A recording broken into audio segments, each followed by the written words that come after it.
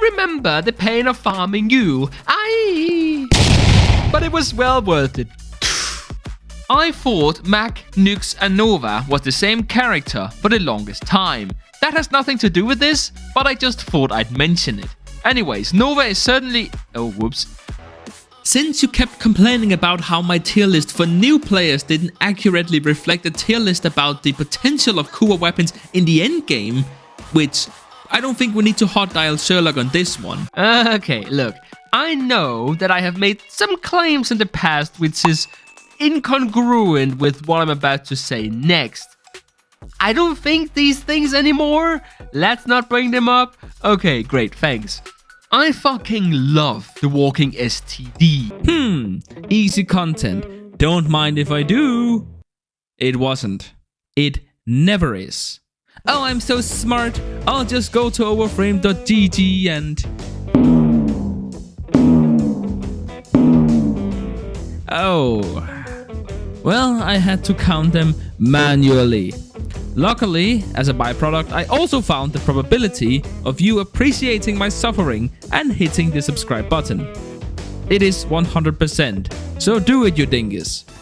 But on this single target weapon, the Daikun, you only get 1.5% damage per status effect affecting the enemy. That makes absolutely no fucking sense. How about you fix the mod that's supposed to work only on direct damage, you know, single target weapons, instead of nerfing ammo and adding back self damage, you goddamn degenerates. I am sure all the 3 Loki mains are itching to tell me about Loki's multifaceted kit. It's just the invisibility. What is the opposite of a secret? The fact that the Riven mods are confusing as all hell.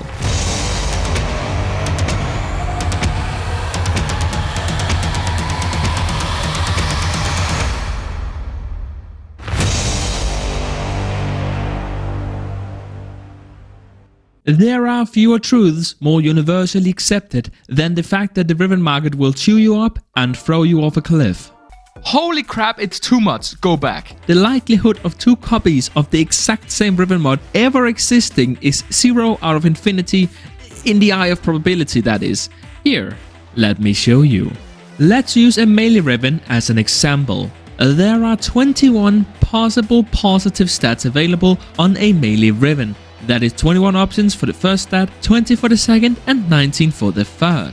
We also have 13 options for the negative stat. That already means that hitting a specific roll is 1 out of 103,740.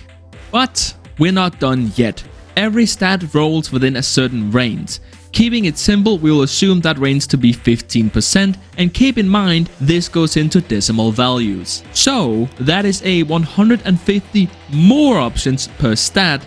Alone, that is 506,250,000 additional options. But keep in mind that we have to multiply that by the 103,740. That means that the odds you'll hit a very specific roll on a Riven when you hit that button is 1 in 52,580,375,000,000. Or a 0.00000000000000019%, or in other words, not particularly likely. Also, I will not be using much footage from the simulacron because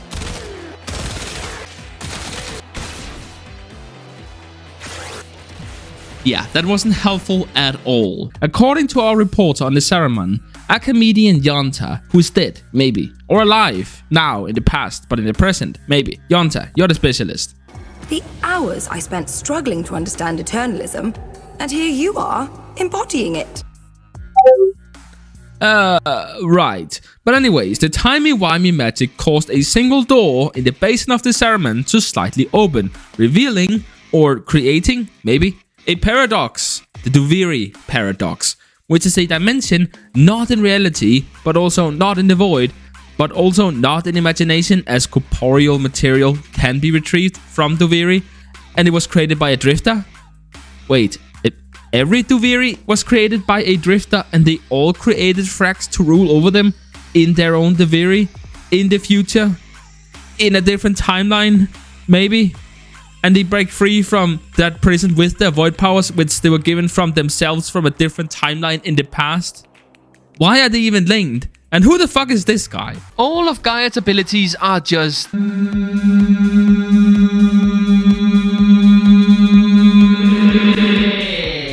Yay, I hit a 6% chance and now I have full shields. And now it's all gone to a stray bullet. Cannot wait to have another 6% chance in 6 seconds. Get out of here. But what gets me a little bit miffed, actually, is the Jaya video. Because instead of addressing some of the actual problems he has, like lackluster defenses, he just blows up a bunch of enemies in this simulacron. Yes, electricity is great against grouped enemies with stripped armor, especially if those enemies' main defense is armor. Thanks, genius.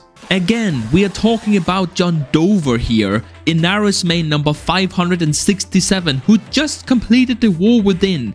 20,000 endo to their name, half of which is bound in their mods already, and a general lack of a single clue about how the vital yet hidden mechanics of this game works. Oh, Octavia, why must you exist? I do not know how anybody thought this was a good idea. So Octavia has proportionately scaling damage that goes all the way to level cap, which is great. That's how it should be. But how does he acquire such power? Does he have a special stacking mechanic or something? No.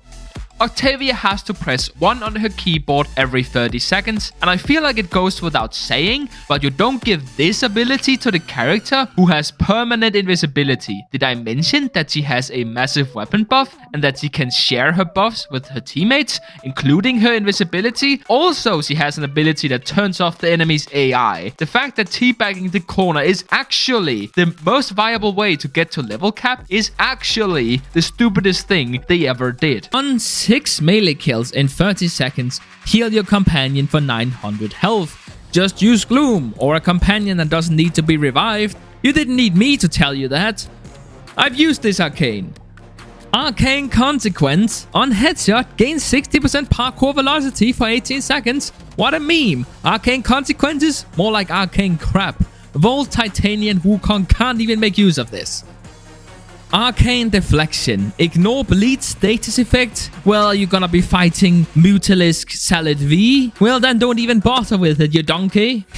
Arcane Double Back. On darts, double jump and bullet jump get 25% damage reduction each on their own timer. Do you want to get scoliosis in your hand by putting in way more effort than what is required to have 100% damage reduction with shield gating? Oh, you do? Okay, then this is for you.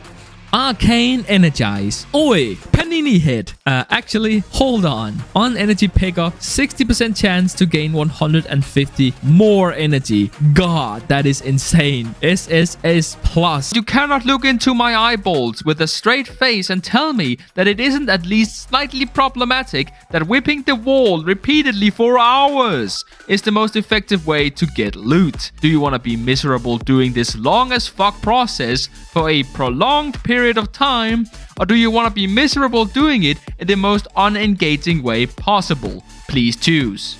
But trying to get through even a slightly narrow door frame is potentially death. And don't even get me started on the pipes on set there. Needless to say, I'm walking on razor sharp pieces of broken glass, and I know that. Who's the top dog in the circuit? In this chaotic stew of a game mode where you are forced to make work what you have been given. When the weapons decrease and warframes are picked and the chips are down, which 5 warframes will rise above the rest? But Semtexagon, haven't you already done this? No. Magus Firewall. While in void mode, you generate void particles every 1 second, and you can generate up to 6 particles, each granting 12.5% damage reduction. Taking damage consumes a particle. This is way too fucking slow. I like Ivara, conceptually. Actually playing her? No. Can you believe this guy been getting a rework somewhat recently? He's still so weak. I don't care that Flesh has infinite damage. It is so finicky in an actual mission. The kicker, the thing I've not been able to get over, is the fact that another actual human, being dead serious, would argue that Warframe was not only viable but quite strong because he gets a 0.25 multiplier against impeded targets. Yeah, right, my fault. He's clearly broken. It's the same thing every time. Music, tired old memes, big number compilation. If you like this, the more power to you, and clearly a lot of people do, but old Boomer over here just... Hey, what are you doing? Get off my lawn! Bubble, really good on defense objective. And I can almost feel the angry comments already, but all I can say is, the later defense missions tend to feel like, oh god, oh no, Jesus Christ. But then you have a frost and it turns into, I didn't realize I was playing Animal Crossing. Arcane intention. And I hope your intention is to suck, because holy fuck, this is the most pointless, useless garbage I have seen in a while. You get 250 health flat for each active channeled ability. Equinox and Hildren, yes, the shield-based Warframes, can probably make the best use of this. 500 health. Wow. This is a good point in the video to tell you to subscribe it. I don't know why I turned into Arnold Schwarzenegger. Oh no. Citrine C tier, don't forget to subscribe it! Previously, I've been ranking these infested hunks of metal based solely on their PB speedrunning genocide, and or whether or not they have transcended mortality itself. Now this may seem like an idiosyncratic fuck-up of a non-insignificant proportion, and it's not that. Alright. If you've been here for a while, you know that I am not particularly fond of Popsker. It's a nothing channel with zero integrity. I present the grandpa of Warframe. Enemies must be standing on his lawn for his ulti to strip armor. Oh Spyrex, why do you exist? It's a slow firing single target pistol. I'll rank it like 9 out of 10 in a game that's not Warframe. I think Wukong is a fine errand boy. I think he's really good at spy missions. I think the clone gimmick is kinda cute. I think you all need to get out of your bubble and experience other frames, because Wukong really doesn't have that much going for him. Some people will already have disliked the video, left a turd in the comment section and moved on to incredible new Gauss nuke build. OMG XD. And that's fine. My YouTube persona, that of a hyperbolic asshole, that sounds completely reasonable. And if this wasn't Warframe, you'd be right. But this is Warframe.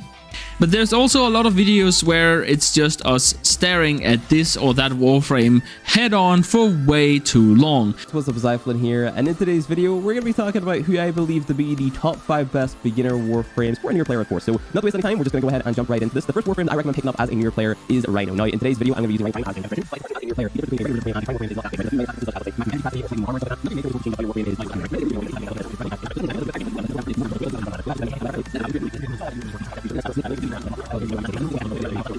Which makes it really difficult to get through some of these videos. Arcane Pistolier. On headshots, with secondary specifically, you gain 100% ammo efficiency, meaning that your weapons don't consume ammo for 12 seconds. I also don't want to talk about this arcane, but here we go! I cannot imagine a scenario where I'd be willing to give up a Warframe arcane slot for weapon ammo efficiency. I can, but you never heard of the Piranha Prime being crazy meta, and that's because it isn't.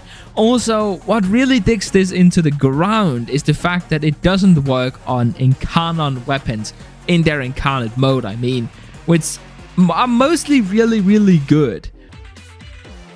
So I actually somehow forgot to add adaptation, so I'm just gonna put it right here.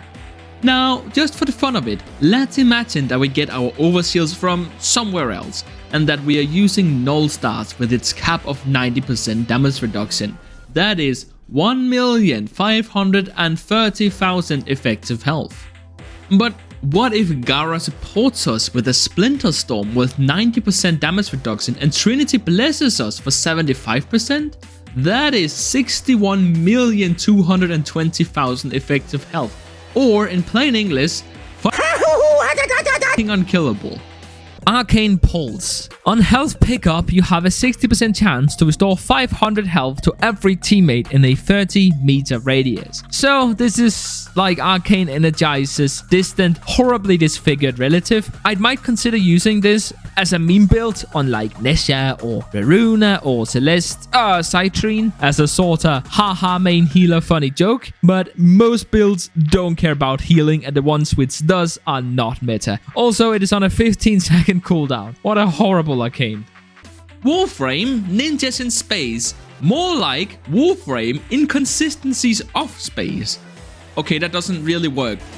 Ah yes, this abortion. I know I said that I wouldn't have as strong of an emotional outburst, but hello! Why are spear guns such a cool weapon archetype always so bad? And also, when I say stuff like this, I get comments that be like, you don't have to follow the meta. Sometimes you can just do something cause it's fun. 1, that goes against the whole premise of the video. And 2, why not both?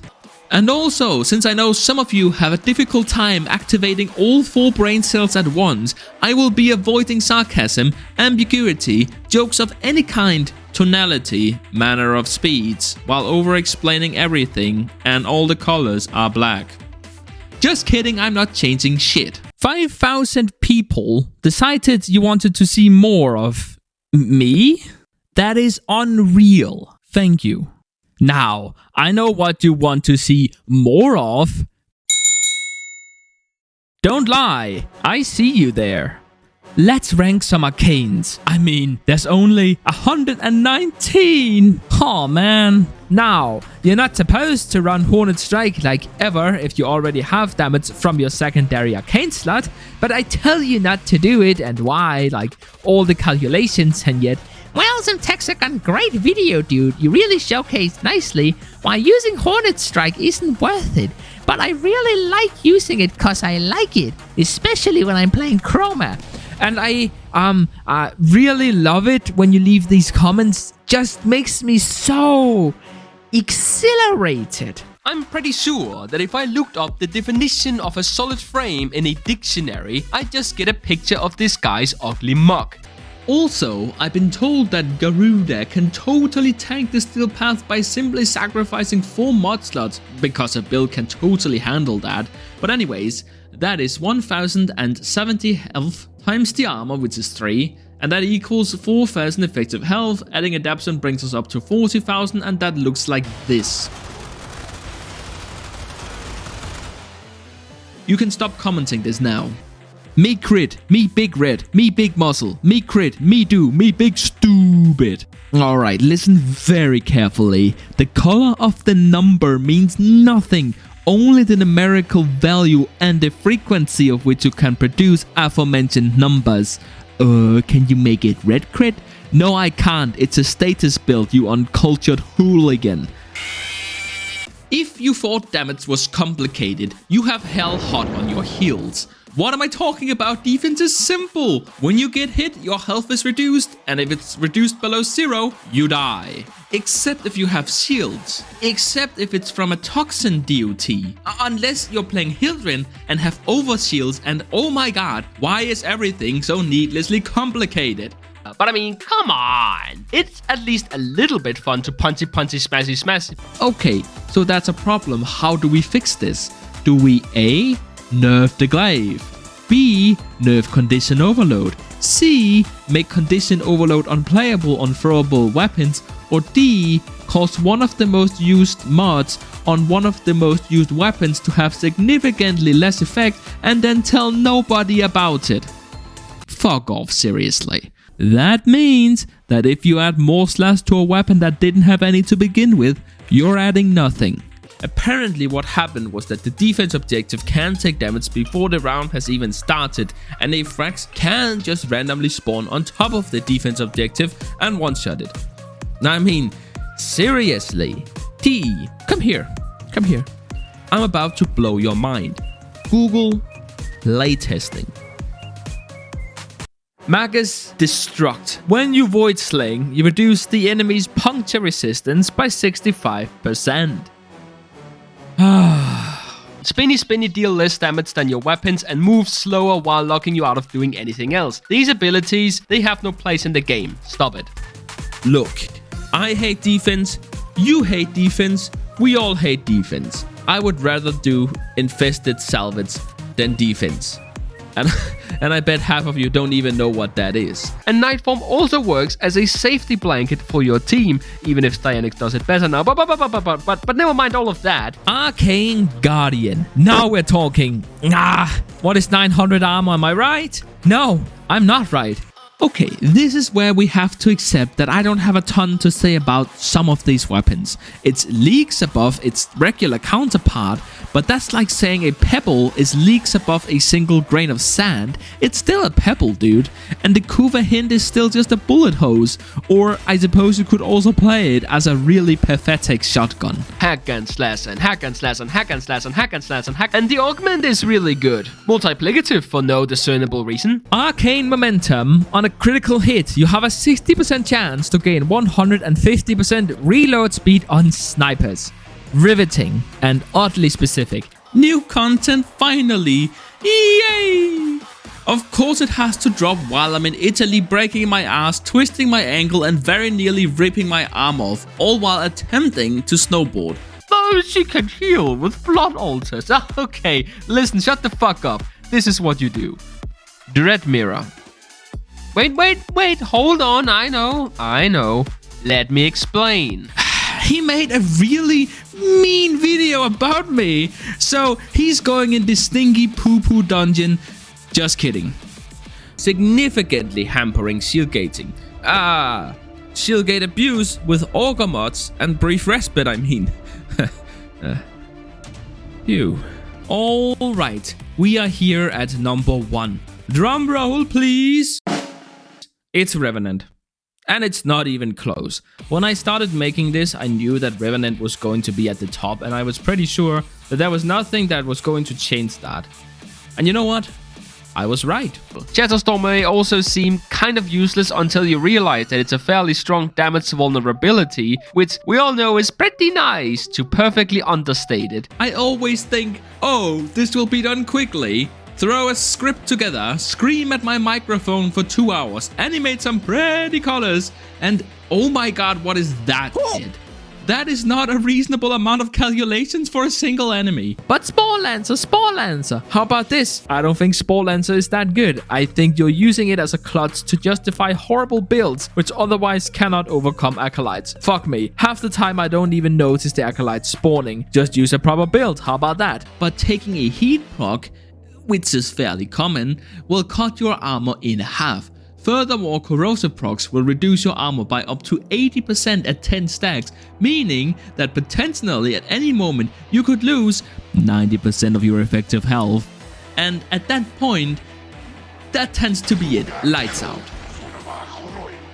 I feel like the people who complain about Mesa being boring is the same people who complain about her being too fragile. If you're playing Mesa planted in one spot, you're doing it wrong, laddie. I don't want this to boil down to he funny and good editing. But that's kind of what it is. You wreck house in the star chart, empty nav and use pockets, and snipe every enemy across the map in the open worlds. And then you get to the steel path and oh hey, would you look at that? I'm gonna replace it with primed sure-footed. Remember, spending less time on your DPS is a massive ass increase. Do you honestly think that you know how damage works? Well, I, random internet guy, is here to tell you no.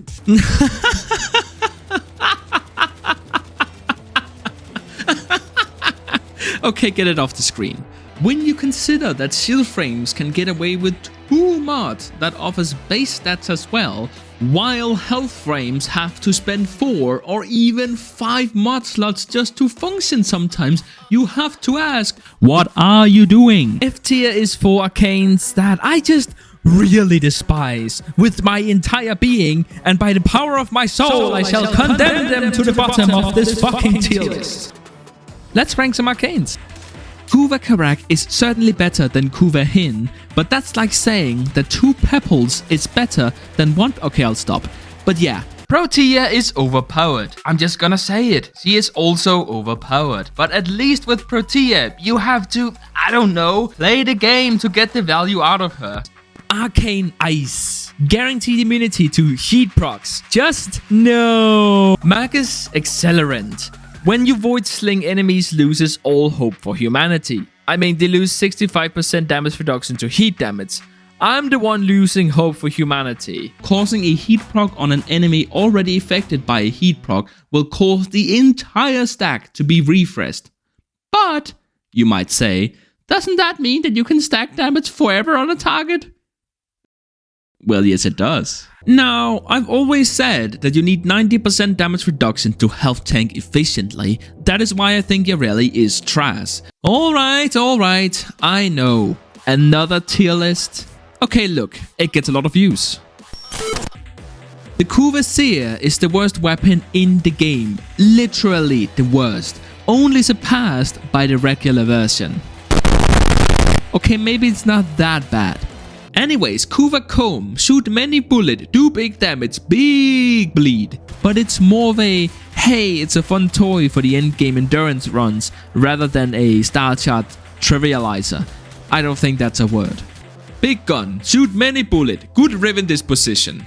Why does Galvanized Aptitude stack multiplicatively on the Bata Core, but not on the fucking Boltor? That is some bullshit. Tenet Diplus. Big bullet, shoot many gun. And that is all of them. I know I used unmodded weapons for B-roll. That did not infer my decision.